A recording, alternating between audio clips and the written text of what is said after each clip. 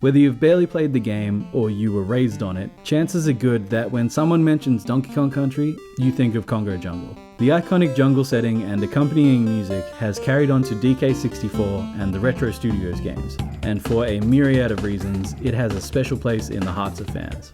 This is part 43 and the first of 6 recap episodes of Overthinking Donkey Kong Country. Kongo Jungle isn't just an introduction to the game, it's an introduction to the world of Donkey Kong Country itself. We're seeing where and how the Kongs live, getting a sense of their lives and home before we venture out of it, crossing the threshold into the unknown. That's something I want to get into a bit later, because being the first world, Kongo Jungle also has to cover a lot of ground gameplay-wise, instructing the player of the various rules, mechanics, and hazards they'll find throughout the game.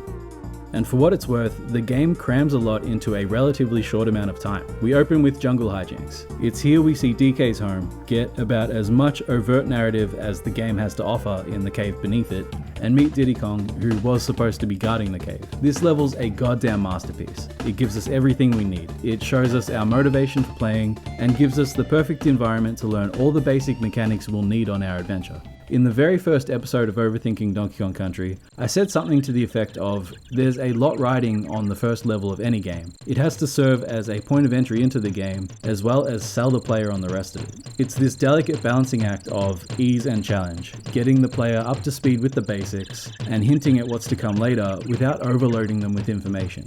A tall order no matter what game, what genre, but Jungle Hijinks absolutely nails it. As we approach the level's exit, the sun sets, beautifully segueing into the second level, Ropey Rampage. Ropey Rampage is such a harsh juxtaposition to Jungle Hijinks. That same jungle has gone from colourful and warm to dark, cold, and downright scary. This level reinforces the mechanics learned in the previous level, while introducing some new ones, namely the climbing mechanics, which are the clear focus. Mirroring Jungle Hijinks, as we reach the end of the level, the rain subsides and the sun rises on a new day. Reptile Rumble brings in some new enemies and the bounce mechanic, as well as being the first cave level we travel through. Coral Capers is our first introduction to water levels and pretty much knocks it out of the park.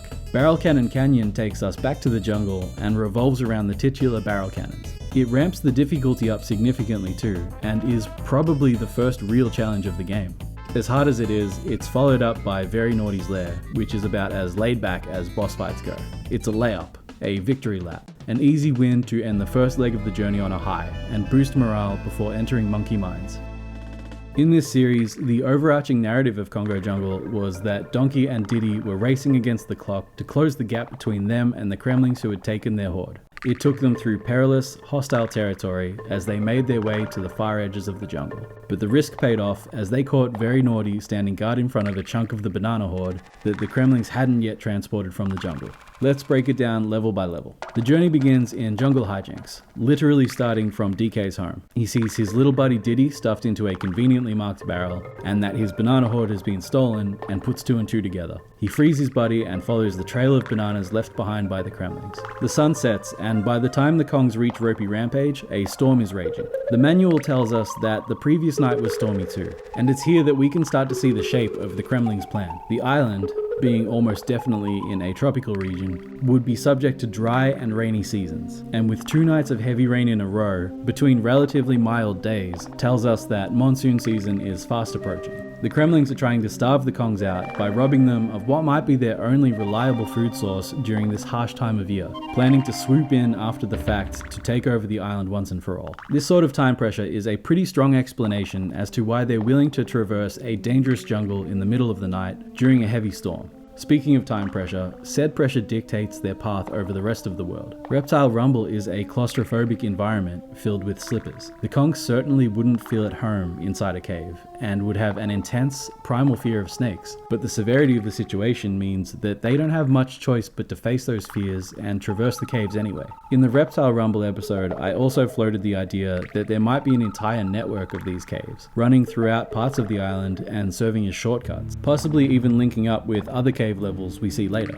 Coral Capers is much the same deal. It's far from the safest or most practical route, but desperate times and all that. Plus, the Kongs may have been hoping for some help from their buddy On Guard. Barrel Cannon Canyon feels more like a shortcut than the previous two levels, but it also feels the most ad hoc, hazardous path of the three. I put forward the idea that the canyon was a well-known shortcut to the edge of Kongo Jungle, but one that was never used because, well, why would you use such a dangerous mode of transport unless you were absolutely out of options? Trekking tirelessly through the stormy night and taking the perilous, risky path through cave, lagoon, and canyon was worth it in the end, because they caught up to the horde before it had left the jungle. Had they not taken the gambles these levels represented, the trail might have stopped cold at the edge of the jungle. But they did, and it didn't, and after beating very naughty, they continued following the trail out of the jungle and into monkey mines.